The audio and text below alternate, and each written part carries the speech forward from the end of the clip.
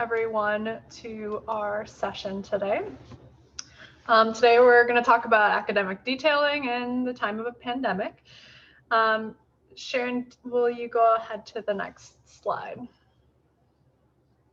So I'm going to just kind of set the context for us. So our group has been running webinars once a month. So this one, if you haven't attended any of our other webinars, we're doing this on the 4th Tuesdays of the month at 10 a.m. Pacific time. And we're doing this through July. And the way that we are formatting these is that it's a range of topics. We're doing about a 20-minute, more of a didactic or panel presentation, and then an opportunity for you all to discuss and connect with peers around your work. Some of the things that we're going to be doing in the future are learning from each other about holding a learning collaborative as a way to disseminate work. As well as MOUD programs in primary care. And we are definitely, we don't have all of our topics through July set at this point. So if there's something that you would really love to connect with your peers over, I would invite you to email us and let us know what it would be that you'd want to have a webinar about. So, and you can message us or email us at 6bb@uw.edu. All right, let's go to the next slide. So a little overview of our agenda today. We'll do about 5 minutes of some introductions, and then we have some wonderful panelists who have joined us for today, and Dr. Michael Parchman is going to help facilitate a panel discussion.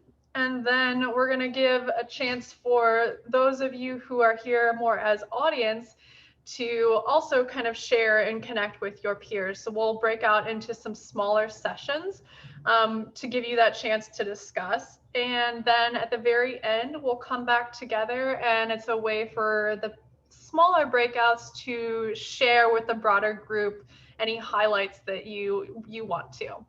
So that's the overview of our content for today. Let's do some brief introductions. So let me introduce, my name is Katie Osterhag. I am down there on the bottom left. I work as a research scientist and a practice facilitator at the University of Washington. And all of our team is part of the 6 Building Blocks program. And the 6 Building Blocks program is an evidence-based program that works with primary care clinics to do system-based improvements related to caring for patients with chronic pain. In the interest of time, I'm just going to briefly kind of say who else is on the call from our team, and then I want to just move us forward. So there are 4 practice facilitators and coaches from our team that are also here and will, I think, help facilitate some of your conversations today, and you'll get to meet them. And then 2 of our founding doctors and family practice providers, Dr. Michael Parchman and Dr. Laura Mae Baldwin. So that is our team. And Sharon, if you'll move us forward, we would love to hear who you are and where you are joining from. So for this to work, I want you to go up. And so if you are using the Zoom app, you click on View Options, and there should be an option that says Annotate. And you can select a line to draw or a stamp. And I would love you to actually just click on the slide and show us, where are you calling in from today?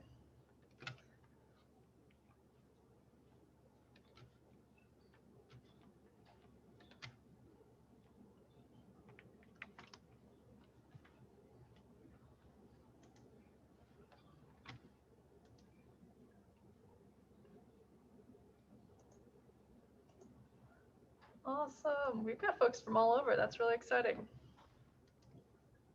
Okay.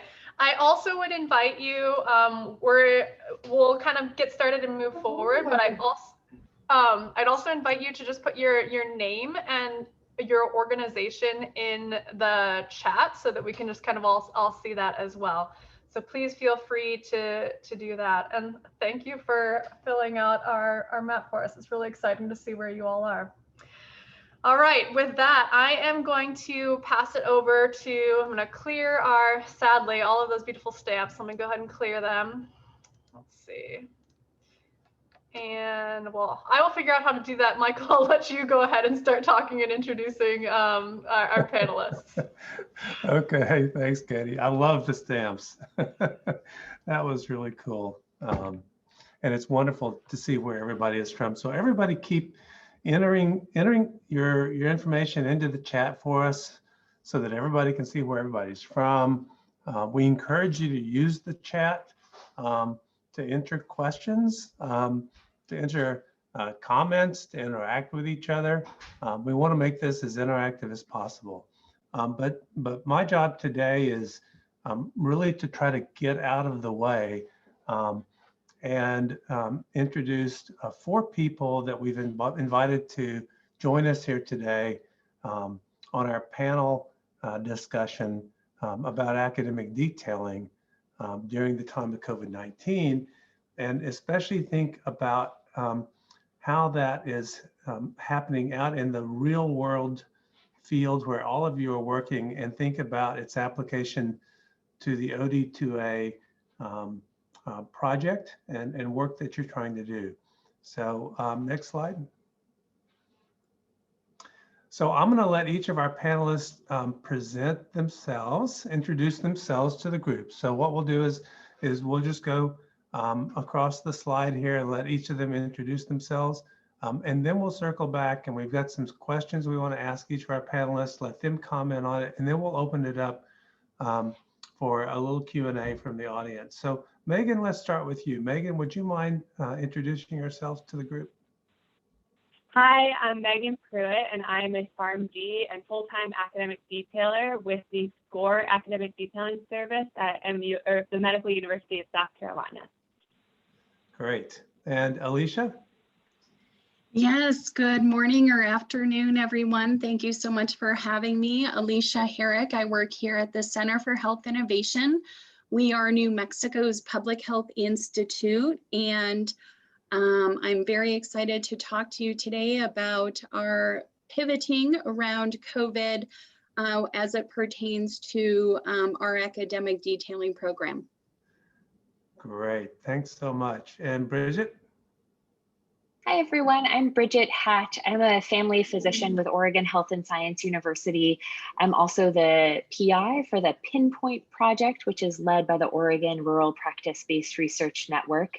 And as part of the Pinpoint Project, we're offering academic detailing to practices across Oregon. Thank you so much. And Liesa? Hello, everyone. I'm Liesa Jenkins. I'm the Executive Director of One Tennessee, which is a statewide 501c3 nonprofit established to work to facilitate collaboration between all the partners in the state addressing opioid use and abuse. Great, thanks so much. So I'm just going to circle back around to each of you and ask each of you to just give us a short summary of your academic detailing program. And if you would, just kind of link that brief summary to your academic detailing program. Kind of what was the original plan, and then talk about the pivot you've had to make over the past year during the pandemic. So let's start with you, Megan. Can you kind of summarize the academic detailing program? What was the original plan, and then how have you had to pivot over the last year? Yeah, so our service has been around for over 10 years now, and it's kind of the amount of detailers has, there's been larger groups and smaller groups, and right now we have 2 full-time detailers, so we cover the whole state, and we focus right now, since 2016, we've been focused on opioid-related topics, so safer opioid prescribing, medications for opioid use disorder, and our original plan and what we've always done is we have just had in-person visits. We've never done virtual visits before. And so typically how we get our visits is we show up at the practice site and talk to the office manager or the providers, and then schedule our visits from there. So we were, obviously just in shock like everybody else. And so we were actually at the same time, we typically reach out to just primary care providers, but we also had this other plan that we did a topic on naloxone and naltrexone, and one of our state agencies asked us if we could take that topic out to pharmacists as well, because we realized there was a lot of stigma with naloxone with pharmacists. So before COVID even started, we were planning to do some outreach through the pharmacy school. We detailed our students and trained our students on how to detail on the topic of naloxone. And during their community rotations, the pharmacy students took out that topic to the pharmacist. And so, very sneaky. And so it ended up working really well with COVID, because we were originally going to do all the training in their lab sessions on campus, but we were easily able to switch that over to Zoom sessions. And so then and they were still going out on their rotations. And, unfortunately, here in South Carolina, there was almost a 50% increase in responses to opioid overdoses in May of 2020 compared to May 2019. So it was a very timely topic to get this to the pharmacist. So that was one of our biggest successes, I guess, is that pivot. And then we also, we kind of let things, play out for a little bit. And then in the summer, we started reaching out to our providers, and we did get a handful of virtual visits. And we're really just now seeing a big increase in providers wanting to do virtual visits. We kind of had a big increase at first, and then it died down, and now people are picking back up again.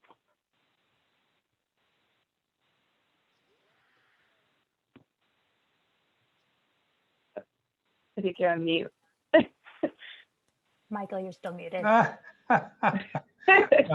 Sorry, I had some background noise and I muted myself. So that's really great, because I really appreciate how you took advantage, kind of a serendipity, kind of an opportunity to do this work with pharmacists, and do the Zoom meetings as well. So that's really cool, the way you kind of took advantage of the situation. So thank you. Let's turn to Alisha. Alisha, can you talk a little bit about your program and what was the original intent of your program in New Mexico, and then what changed, and how did you make that pivot? Yeah, thanks again for having me here. Unlike Megan, we have a relatively new program. We've been operating our academic detailing for about 2 years now. New Mexico is the 5th largest geographical state in the country as far as land mass, yet we only have a population of about 2 million. So we are very spread out and extremely rural. And you may have all heard the statistic that it can take up to 17 years to put evidence-based guidelines into practice. And of course, by then there are new evidence-based guidelines. Well, you can imagine in a very rural and frontier state like New Mexico, it's even more essential to have a sustainable system to deliver that information in a timely manner. So we now operate what is called Update New Mexico, is the name of our academic detailing program, which stands for Understanding Provider Needs and Advancing Timely Information. And that grew out of the need to ensure that all healthcare providers have an individualized opportunity to meet their required pain management educational needs to maintain their licensure. We are currently being funded by the New Mexico Department of Health, and our key messages focus on establishing goals for pain and function, using non-opioid treatment as first line if opioids are decided upon for treatment, that you start prescribing at the lowest effective dose, looking at the state's PMP for all controlled substance prescriptions, co-prescribing naloxone, and also tapering or discontinuing opioids if they're no longer chosen for treatment. So that's kind of where we are. How we've had to pivot is when COVID hit, we only had 3 part-time contract detailers that were covering the southern region of the state. But we were also about to expand our program statewide. And we were in the process of recruiting and vetting for a new group of detailers to meet the projected increased demand by our statewide expansion. And so at that time, it was still pretty early on in COVID. And so we were vacillating between, should we do this kind of intense academic detailing training in person or virtual? Could we do it safely in person? Thinking, you know, the worst might be over soon. That was back last spring, right? We ended up doing a 2-day virtual training, which sounded like, and still sounds like, the worst idea ever. However, the feedback we got from the participants was that it was actually quite enjoyable and engaging. And so we were trying to be early adopters, using many of the functions that Zoom offers to keep participants engaged, polls, breakouts, chat function, all of that. And currently all of our sessions, our academic detailing sessions with providers, are done virtually via Zoom. So just really having to learn the tricks of the trade so it doesn't become Zoom doom for providers.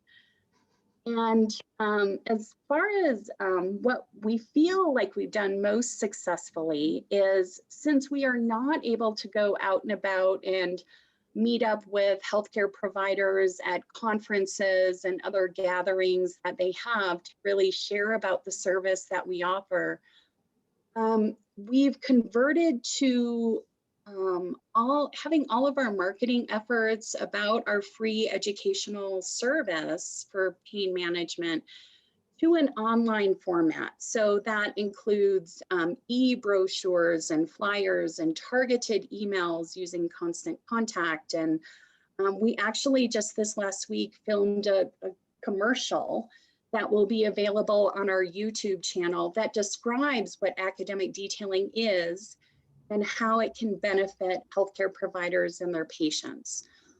Our staff also created an online registration platform so that we could make scheduling of academic detailing sessions pretty seamless.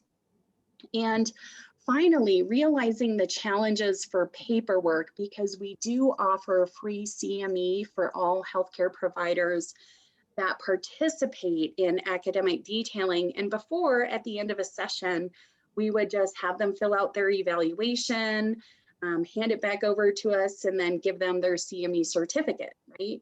And so making that shift from doing hard copy paperwork to e-forms, and how to make that more beneficial for us as well.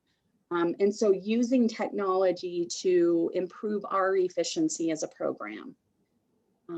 So yeah, I'll Alisha, let me ask one follow-up question. Does participation in the academic detailing fulfill the CME requirement for medical licensure around chronic pain? Absolutely. Yeah, a lot of states have that, including the state I'm in, have that requirement that we participate in those education. So that's really cool that you kind of leverage that with being able to meet the needs of the providers. That's great. Let's turn to Brigit. Brigit, you're in Oregon. I'm a little familiar with what's going on in Oregon, but I wondered if you could talk a little bit about the Pinpoint Project and what that project has been like this past year with COVID-19. Yeah, absolutely. So the Pinpoint Project is a 3-year data to action project that started last fall, so about 1.5 years into the project. The goal was to improve chronic pain and opioid management across primary care practices in Oregon. And it's a little different than some other research projects because it wasn't super prescriptive in what practices had to do to participate in the project. The goal was to be to really tailor the community level intervention around what the specific community needs were. And so what we did is we were shooting to recruit sort of 40 to 60 practices across the state of Oregon and offer practices the option to join at various levels of participation. So we provided them with a menu of options where they would attend a training, and then we would offer these additional services. So one option was academic detailing, one was practice facilitation, one was participation in some regional learning collaboratives. We also host, as part of ORPRIN, some ECHO trainings where they can participate in some small group didactic sessions. And the thought as we went into this, of course, we were recruiting clinics, starting last fall, approaching into like when the pandemic was really just starting to get intense. And the hope was to really be starting a lot of these offerings over the summer and, actively now. And so I think in comparison to, Megan and Alisha, the programs that you've described, I think our program is a bit newer and it's a bit lighter in that, we're not a center offering this full time. It's really offering academic detailing in the context of this other project. I think COVID's impacted us a couple of ways. I think first, as a project, I think it's been a lot harder to recruit clinic practices. We really started recruitment right as the pandemic was kicking off, and we were hoping to be hitting our stride a bit earlier than we've been able to. So I think all of that's been shifted back a little bit.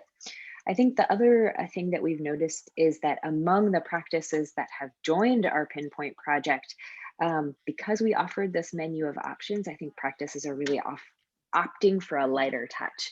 I think we had really hoped that clinics would sort of engage in whatever would be most helpful. But I think, the ones that had signed up are now saying, actually, we're going to do this kind of informally on our own time. We're not as interested in practice facilitation. We're not as interested in academic detailing. Our providers are just super busy, and we're sort of doing this very with a light touch in the background as these other things have taken precedent. I do think that we're starting to see a change in all of that. I think, ways we've adapted are, first, just being very patient with practices. I think there's a reality to this that primary care practices are overwhelmed, and it doesn't really do anyone any good just to be heavy-handed and say, actually I have to do this.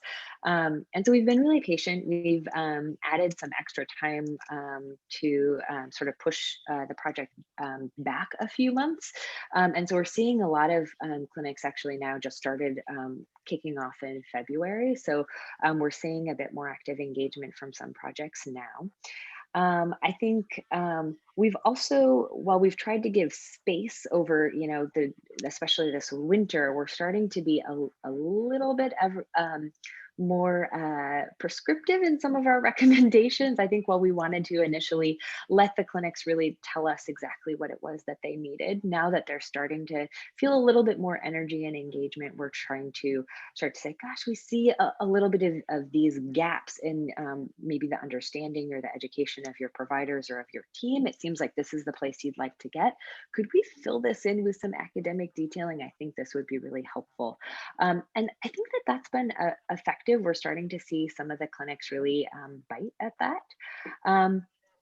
We initially had planned to train a big team of academic detailers. We were going to train them, in a session in July. Of course, that all had to be rescheduled. So we haven't trained our whole team of academic detailers. It's really truly just been me so far, and I've partnered with a medical student also to develop some of the academic detailing content. And now that we're seeing some more interest in additional topics, we're really sort of developing this as we go. So hopefully there will be more to come in how clinics are responding to this, but we're really just at the beginning at this point. A work in progress, evolution. Liesa, how about you? Well, I first need to explain that Tennessee has taken a different approach, I think, from many of the academic detailing programs. in that we do not have any full-time academic detailers or staff. In Tennessee, we're the volunteer state, and it's a very large state like New Mexico. It would take 8 hours to drive from Northeast to Southwest. So, and people here are pretty resistant to somebody coming from Nashville or Washington, D.C. or wherever to tell them what they should be doing. So we took the approach of recruiting local people who would work in their local community as detailers with the clinical colleagues that they probably share patients with. And that meant that we needed to recruit and train a pretty large number of detailers. So when the program started, the first training was in 2019. We trained 20 detailers from around the state in an in-person kind of 2 or 3 day training session. But when 2020 came around and we were ready to train the next cohort, we obviously had to do that virtually. And I think we were the pilot for NARCAD. We were the very first ones for NARCAD to do digital training, virtual training.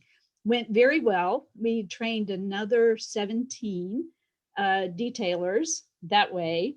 And we had to shift not only recruiting, but scheduling of clinics, the informational materials, everything is digital through online, electronic, rather than hard copy anything.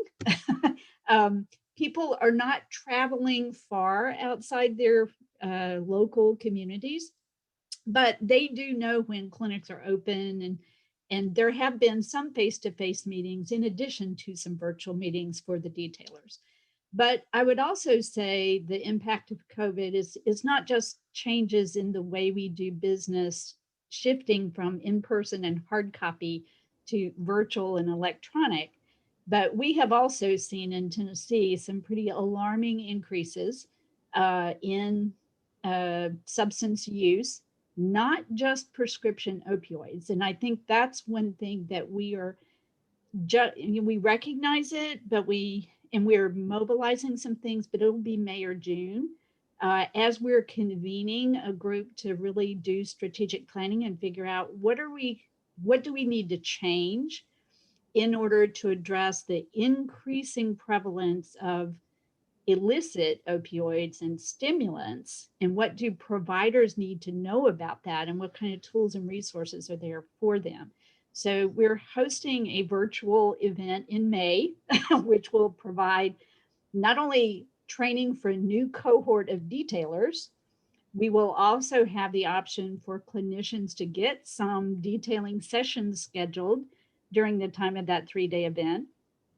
And we will have some sessions that enable strategic planning so that we can sort of figure out what do we need to add to our detailing content to enable providers to recognize and respond appropriately when it's not just prescription opioids that are being misused. And the final thing I would say is, again, I am not a clinician.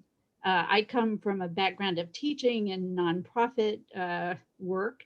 And so I'm very reliant on the clinicians who are our detailers and the members of our board to really determine what needs to be in the content.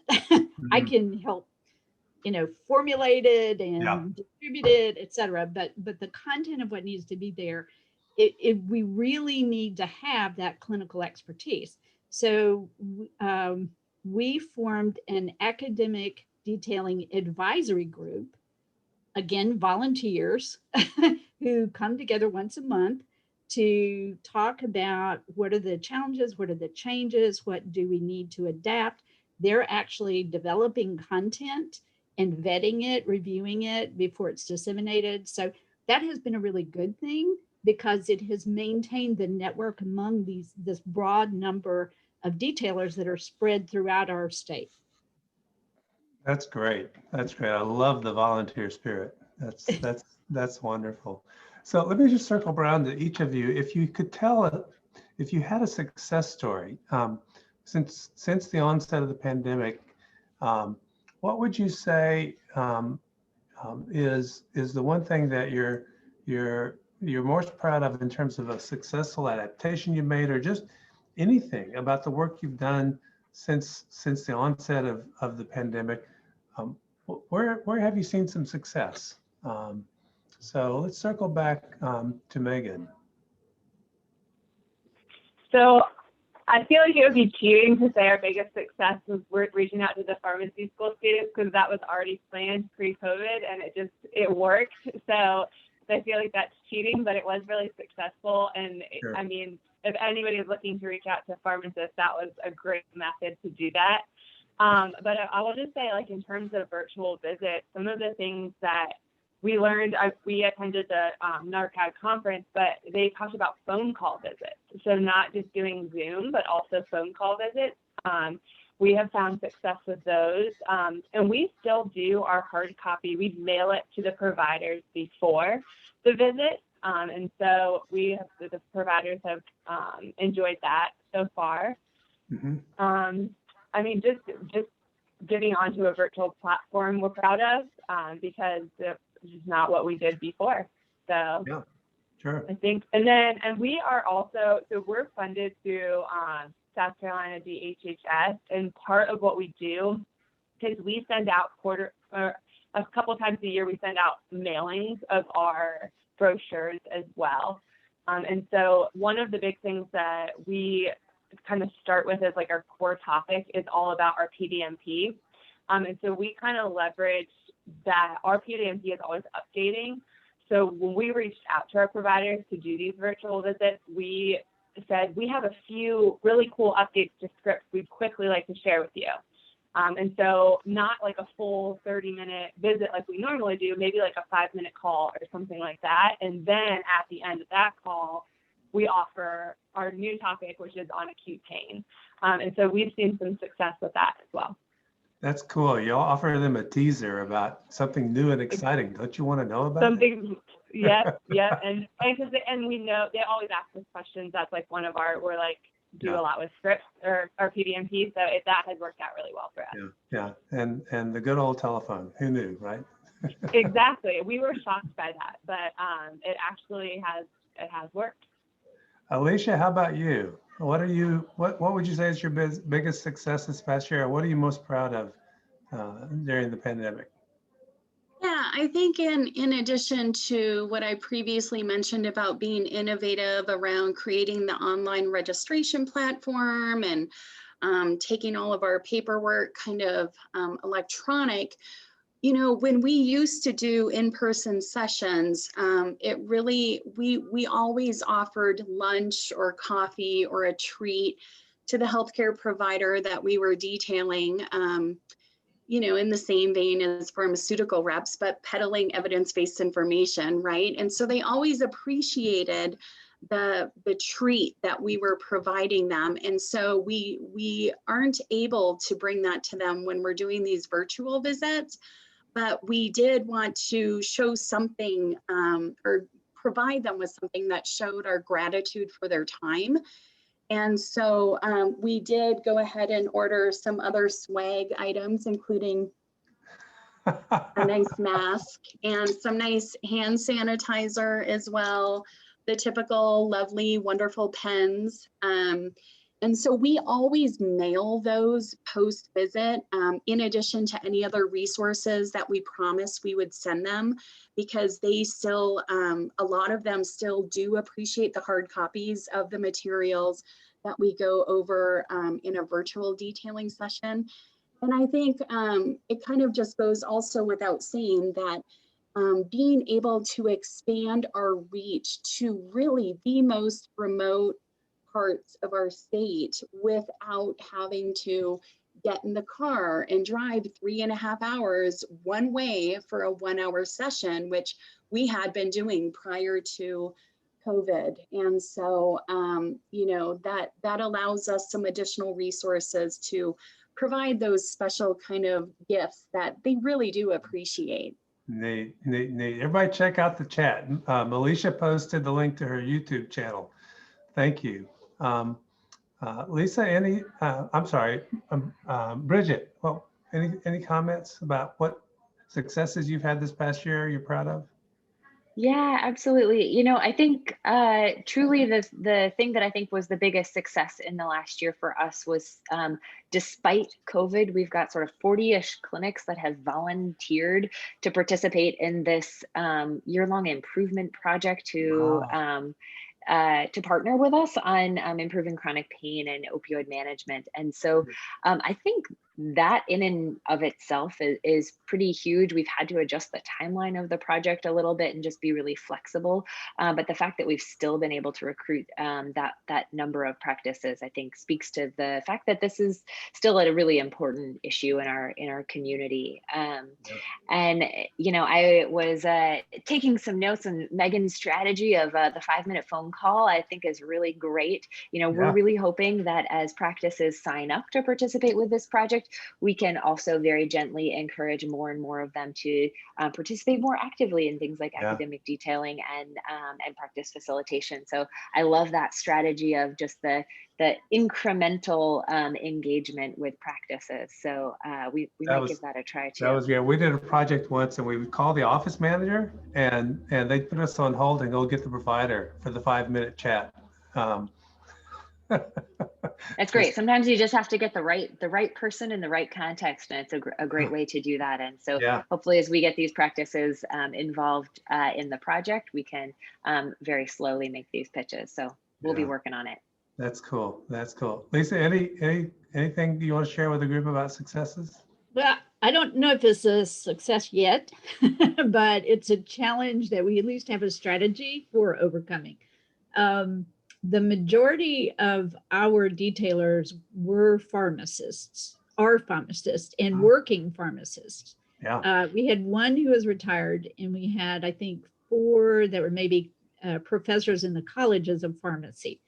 So as the challenge for us has been worse now that vaccinations are available, because it's not just an issue of the clinicians being available for the scheduling, but now our detailers are very, very busy administering vaccines. So we were lucky in that we had a couple of non-pharmacists among our last cohort trained. One was a health educator and one is a physician.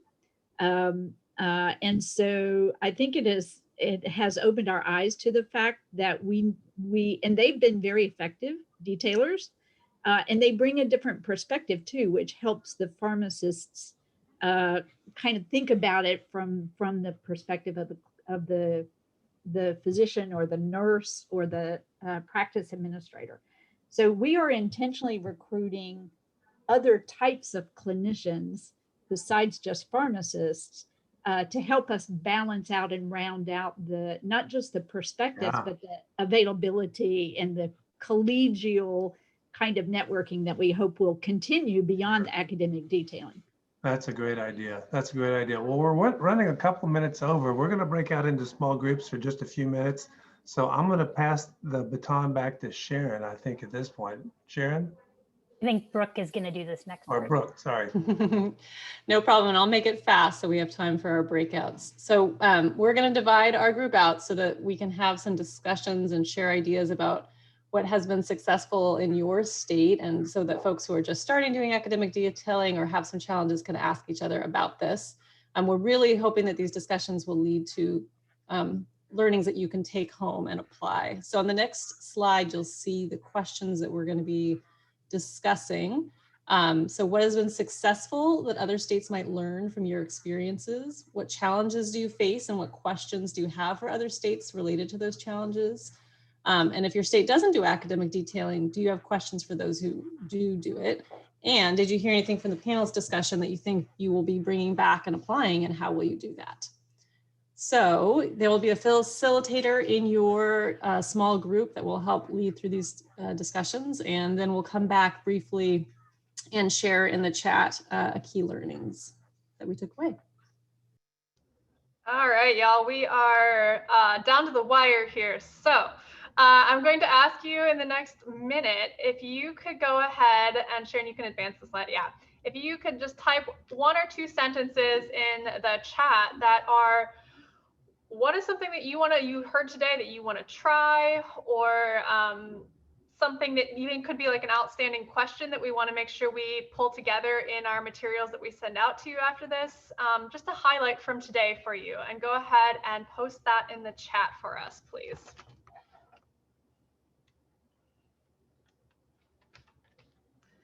And then just to make sure we are respecting people's time, I'm going to come back to and pull out a couple to highlight here in a second. But I just want to also remind folks, Sharon, you can go to the next slide, and then we'll go back to this as we close out. We're going to put this link in the chat. We'd love if you take a 2-minute, really, it's a 2-minute survey to give us feedback on this webinar. And also to remind you that we'll be here again next month, 4th Tuesday at 10 a.m. And we're going to focus on naloxone distribution strategies next time. So we'd love if you would join us. All right, so in our last minute, I'm going to call out, so it looks like some specific collaboration between different programs, faxing offices, using text messages to communicate with folks you were doing academic detailing with. Let's see, oh, people like the swag ideas, the short phone calls. All right. Well, I think with that, we are at the top of the hour. I want to sincerely thank you all for taking an hour to be with us and to share your ideas and experiences. If you can, please take that survey that Sharon just posted, and also look out in your email for a kind of summary, a one-pager summary of some of the highlights from today. And I'm going to ask, I see Yolanda is asking about registering for next month's meeting. Sharon, I'm going to let you follow up about that. I will include the registration with the summary from this meeting, so keep an eye out. Awesome. All right. And thank you to our panelists. Really, really valuable to hear from you all today. It was great to hear the different perspectives. Yes, thanks, yay, everybody. panelists. Thank you. Thank you so much, everyone. Thank you. All right. Bye-bye.